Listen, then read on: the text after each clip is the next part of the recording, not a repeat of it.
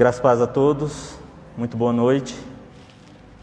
Aos irmãos que nos acompanham pelo Facebook, graças e paz também.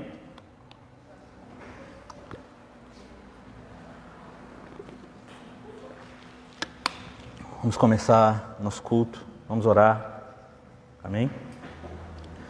Senhor Jesus, nós nos colocamos na Tua presença, nesse momento, Deus, que nossas vidas possam ser, de fato, Pai, apresentadas diante de Ti, de forma que o Senhor receba dos nossos corações nesse momento, Pai. Muito mais do que mera sinceridade, Pai. Mas uma vida que não só reconhece seus erros, não só precisa de ajuda, e de fato precisamos, mas acima de tudo, Pai, entendeu que é impossível viver sem Deus.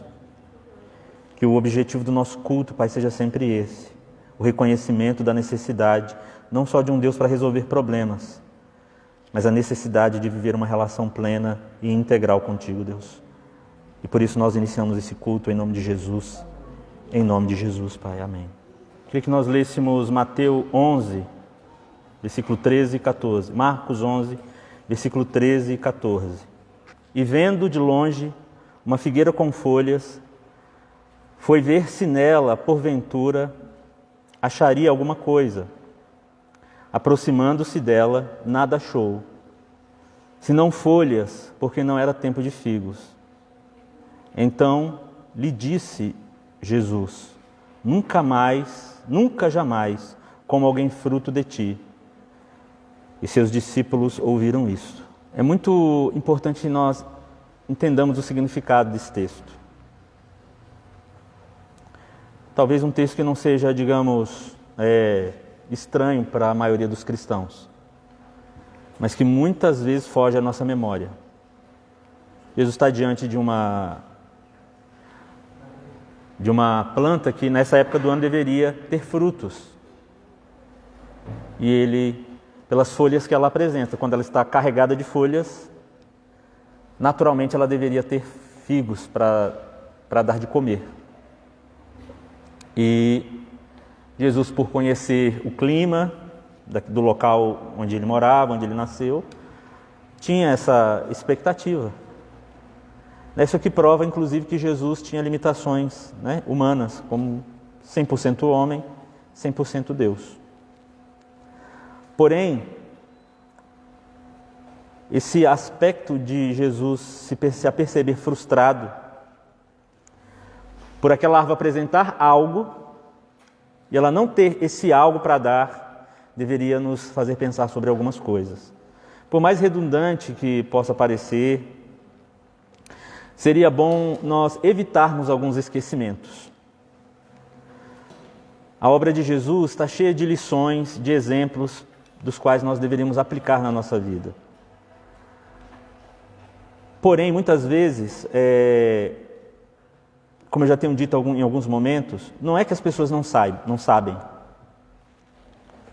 Elas simplesmente não querem se lembrar. Elas não querem se lembrar de que há um Deus. Elas não querem se lembrar que há, de fato, contas a prestar diante desse Deus. Seja em vida, seja naquele grande momento que será fatal para todos. Então nós vivemos uma vida onde nós nos permitimos a determinados esquecimentos. Mas isso nos custará muito caro. Então as lições das quais Jesus nos traz não têm um outro propósito senão nos alertarmos do fato de que nós não podemos nos esquecer. Nós não podemos nos lançar à autonegligência. O que seria autonegligência? Justamente isso. Eu não faço a menor questão. Eu posso viver sem isso. Eu posso viver sem Deus. Eu posso viver da maneira como quero. Quando não, posso viver minha religião. Porque não é a religião que Deus apresentou para mim. Eu quero construir uma religião para mim, onde eu vivo isso da maneira como eu quero. Porém, essa história da figueira sem fruto não é uma exceção daquelas figuras que Jesus se utiliza para nos ajudar na nossa caminhada. Jesus não só demonstra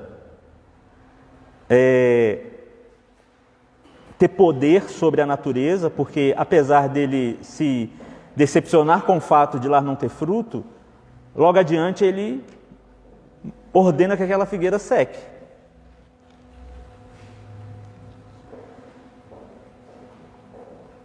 E nós deveríamos nos atentar para esse aspecto. A noite de hoje exige de nós, o fato de nós nos pararmos para pensar um pouco, se nós temos apresentado diante de Deus os frutos que deveríamos apresentar. A grande questão é que, quando essa analogia é aplicada a nós devemos nos lembrar que tipo de fruto um crente precisa dar. E é claro que a gente precisa lembrar, acreditar em Deus não faz de você crente. Não, segundo as Escrituras.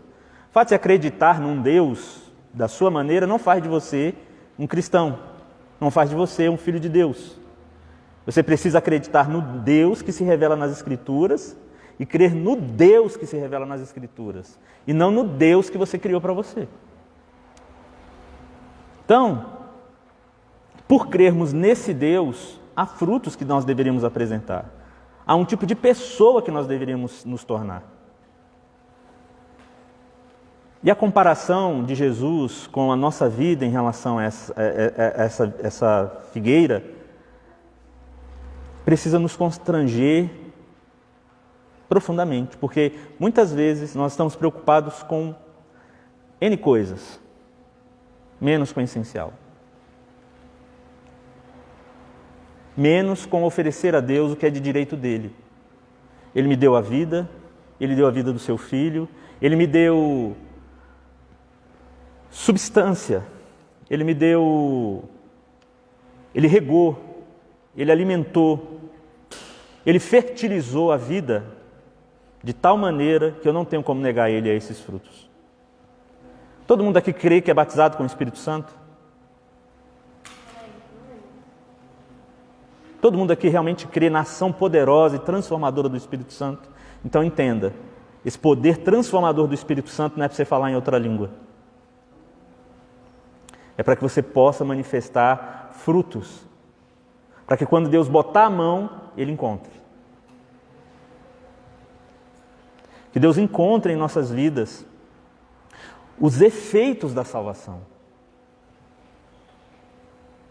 A salvação não é só estar salvo do inferno. Amém, igreja? É, acima de tudo, estar salvo de si mesmo, de sua própria vontade. Ninguém que é escravo da própria vontade pode servir a Deus. Ninguém que está vivendo da maneira como quer pode agradar a Deus. Não. Quem agrada a Deus? Aquele que faz o que Ele quer. Aquele que vive como Ele quer. E isso há de manifestar frutos. Sobretudo, não a mesquinharia, sobretudo, não a vida azedada, a vinagrada que nós geralmente levamos. Uma vida sempre marcada por mágoa, por feridas. É improvável que uma pessoa que tenha conhecido Jesus, de fato, viva uma vida tão azedada. Eu sei que os dias são maus, a gente tem falado muito sobre isso, mas nós recebemos o maior de todos os presentes, justamente para diante do dia mau, nós não vivemos uma vida azeda. Se nós recebermos como parte do fruto do Espírito, paz, alegria, longanimidade, benignidade, alegria, não há porquê nós vivermos uma vida sem a manifestação viva do que isso representa nas nossas vidas. É importante que eu tenho falado e vou continuar falando sobre isso. Você recebeu o Espírito Santo para que aquilo que foi roubado de nós por conta do pecado fosse restabelecido. Pare para pensar, quando uma pessoa recebe o fruto do Espírito, ela é regenerada de uma condição onde de uma natureza quebrada ela parte para uma natureza restaurada, para uma semelhança restaurada. Para que você tenha de volta aquela habilidade que foi roubada por conta do pecado. O pecado roubou de nós a habilidade de lidar com os nossos sentimentos e emoções. E o fruto que Deus espera não é você ganhando milhares de pessoas. Glória a Deus, se é isso que Deus tem para você. Mas antes de você ganhar milhares de pessoas, quem você tem se tornado? Quando Deus olha para nós, o que Ele de fato está encontrando? Ele está de fato encontrando alguém que tem a consciência clara de que eu não preciso de uma outra coisa senão disso que Deus tem me dado. Porque uma coisa é clara, o mundo não lhe dará tudo o que você quer. Mas Deus lhe deu tudo o que você precisa. Talvez Deus não tenha dado tudo o que você deseja. Nós temos falado muito sobre isso esses dias e eu vou continuar falando hoje um pouquinho ainda.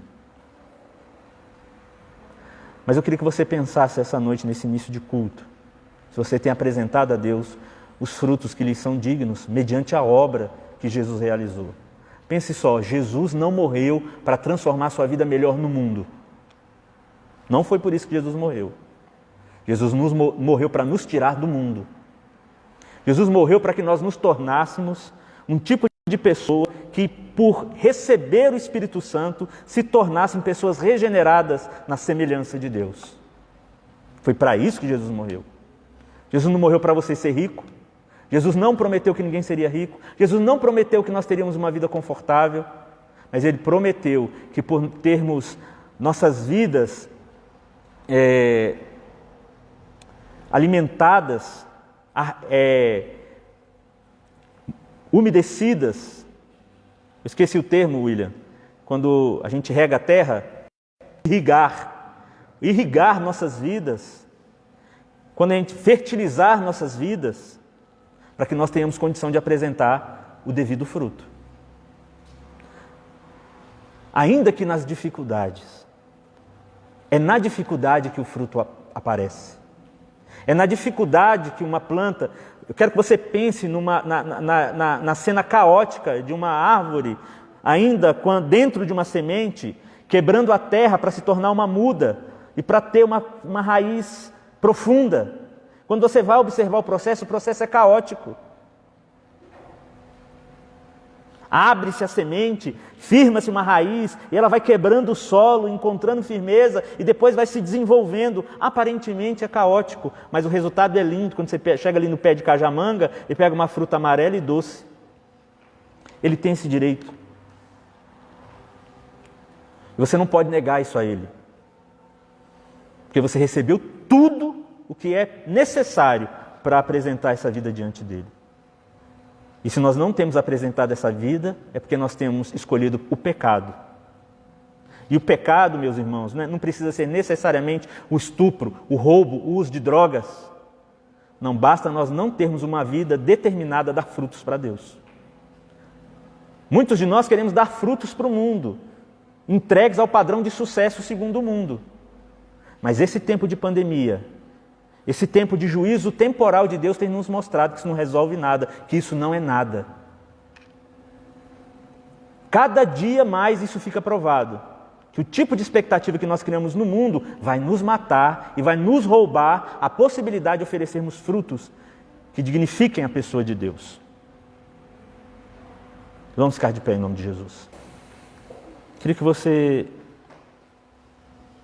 curvasse sua cabeça, pedisse perdão a Deus pelos frutos que você não tem apresentado, pelo tipo de pessoa que você não tem se empenhado para ser. Não, a salvação não é fruto do seu esforço, mas depende do seu esforço, da sua luta cotidiana contra o mundo que diz sempre o contrário. Lutar contra o mundo é o que você pode fazer. Resistir ao mundo é o que você pode fazer. Não se tornar como o mundo é o que você pode fazer para que você tenha mais espaço para apresentar frutos diante de Deus. Senhor Jesus, nós nos colocamos nesse início de culto, Senhor,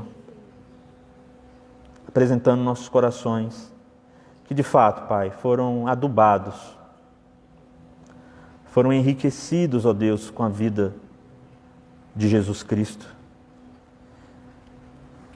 que foi irrigada com a vida do Espírito. Então não podemos nos negar, Senhor, a apresentar diante de Ti frutos que engrandeçam o Teu nome. Frutos que apresentem para o mundo uma vida de cristãos que honram sua fé. Não porque somos ricos, nem porque não ficamos doentes, mas porque apesar de toda a dor, permanecemos fiéis, vivendo uma vida que agrada ao Teu santo nome. Tantas vezes temos falhado nisso, Senhor. Nossas irritações, nossas crises nos roubam a lucidez, Pai. Porém, não deveria ser assim, porque temos instrução segundo a Tua palavra, porque temos recebido o Teu Espírito em nossas vidas, porque temos a igreja como recurso para aprendermos o que precisamos aprender, mas tantas vezes, Senhor, o mundo nos parece mais agradável. E tantas vezes, Senhor, nos perdemos. Mas essa noite, mais uma vez, nós Te pedimos perdão, Senhor, pelos nossos pecados, pelos desvios da nossa consciência, achando que podemos fazer o que quisermos. Mas todo aquele que faz o que quer, acaba colhendo o que não quer, Senhor. Embora a Tua justiça seja clara, aquele que planta, colhe. Tudo aquilo que plantarmos, certamente colheremos, e nada é mais justo do que essa lei universal estabelecida por Ti. Porém, Senhor, pedimos misericórdia. Que o Senhor, Pai, nos ajude a ver uma vida que expresse devidamente a semelhança restaurada pela obra do Teu Espírito. Assim confiamos na obra de Jesus, entregamos nossa vida nesse momento, em nome de Jesus. Amém.